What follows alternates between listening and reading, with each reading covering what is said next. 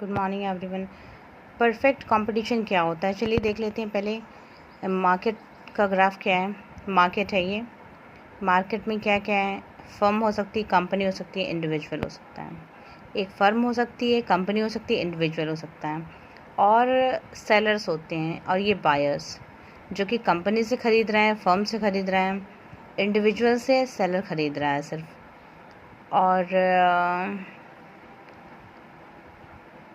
Fine, buyers direct firm से ख़रीद सकते हैं, कंपनी से ख़रीद सकते हैं, और इंडिविजुअल सेलर्स को दे रहा है सिर्फ। फाइन। उसके बाद देखते हैं गुड्स एंड सर्विसेज। ये हैं गुड्स और सर्विसेज। इसको परचेज़ और सेल किया जा रहा है, परचेज़ किया जा रहा है, सेल किया।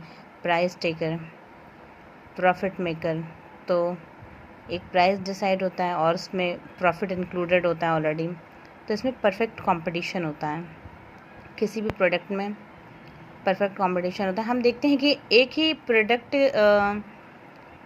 प्रोडक्ट है, जैसे कि टूथपेस्ट बेच रही हैं, तो कई कंपनियां टूथपेस्ट बेच रही हैं और डिफरेंट कंपनियों के टैग उसमें लगे हैं। डिफरेंट कंपनियां उस सिमिलर प्रोडक्ट को बना रही हैं और उस प्रोडक्ट को बनाने के लिए उसका प्रचार प्रसार कर रही हैं, उसका एडवर्टीज़मेंट कर रही हैं। उसमें सारे प्राइस इंक्लूडेड हैं, उसमें उसका प्रॉफिट भी इंक्लूडेड है। परफेक्ट मोनोपोली है, यहाँ पर मोनोपोलिस्टिक कंपटीशन है, ऑलिगोपोली कंपटीशन है। मार्केट का स्ट्रक्चर, ये मार्केट का एक स्ट्रक्चर है। इसमें इतने डिफरेंट टाइप ऑफ कंपटीशन है, 4 टाइप ऑफ डिफरेंट कंपटीशन है, जिसमें फर्म, कंपनी और इंडिविजुअल हैं, जिसमें सेलर सिर्फ इंडिविजुअल से ख़रीद रहा है और बायर्स फर्म कंपनी से डायरेक्ट ख़रीद रहे हैं। Fine, perfect competition.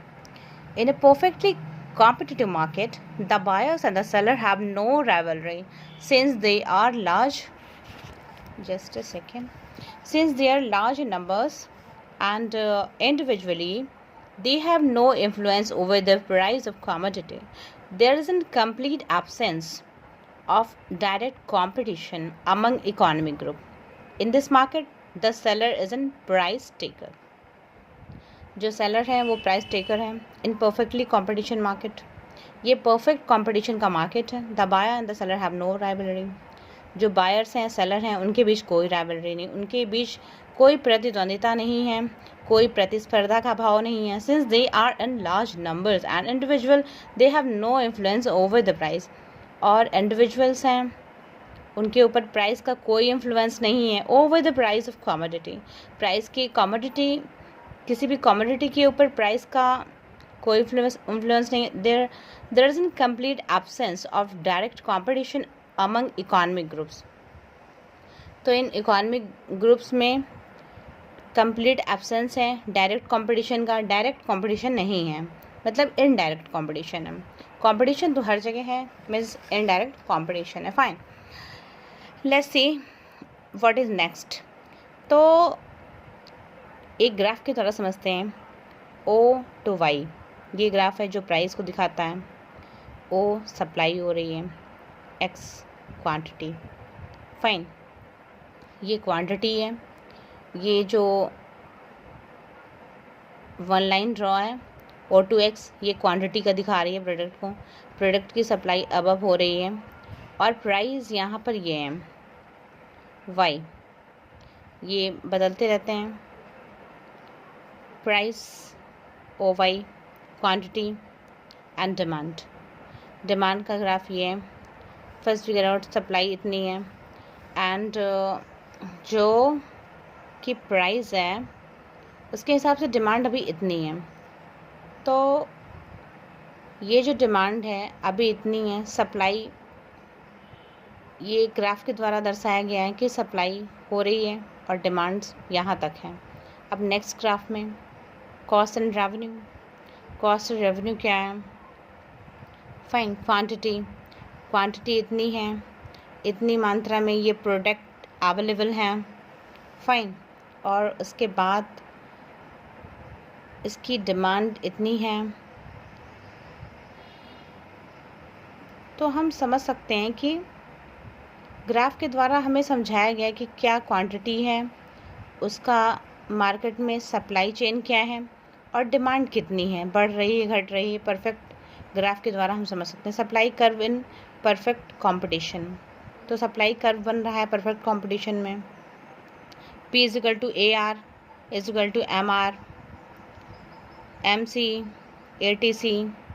नेक्स्ट हम देखेंगे ये सब किन चीज़ों को डिनोट करते हैं और क्या सिग्निफाई है। MC is equal to marginal cost, MC marginal cost को डिनोट करता है। ATC एवरेज टोटल रेवेन्यू, जो रेवेन्यू जनरेट हो रहा है, average total revenue. P price को डिनोट करता है। MR मार्जिनल रेवेन्यू को, मार्जिनल रेवेन्यू को डिनोट करता है। According to Mrs John Robinson, perfect competition prevails when the demand for each producer is in perfect elastic, and this entails first that numbers of sellers enlarge so that output of any one seller is in negligibly a small proportion of the total output of the commodity. Fine.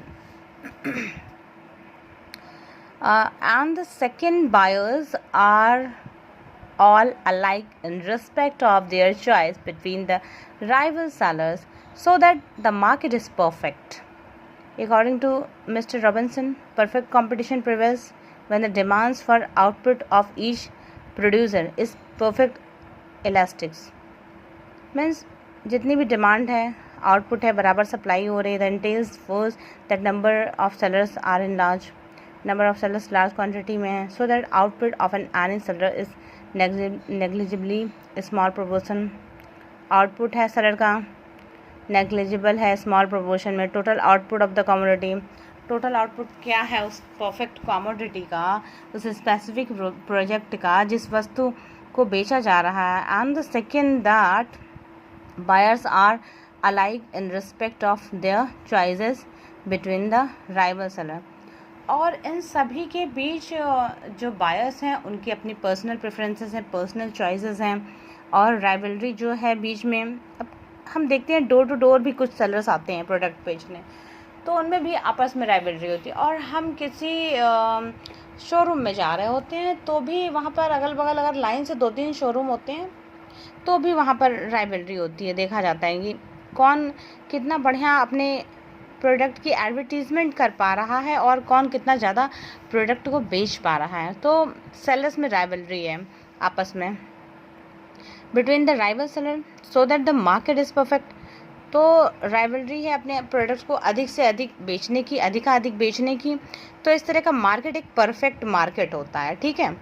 And characteristics, large number of small and unorganised firm, large number of small firms हैं, unorganised firms भी हैं। Large number of small हैं, unorganised buyers भी हैं, buyers भी unorganised हैं। Existence of homogeneous products exist कर रहे हैं।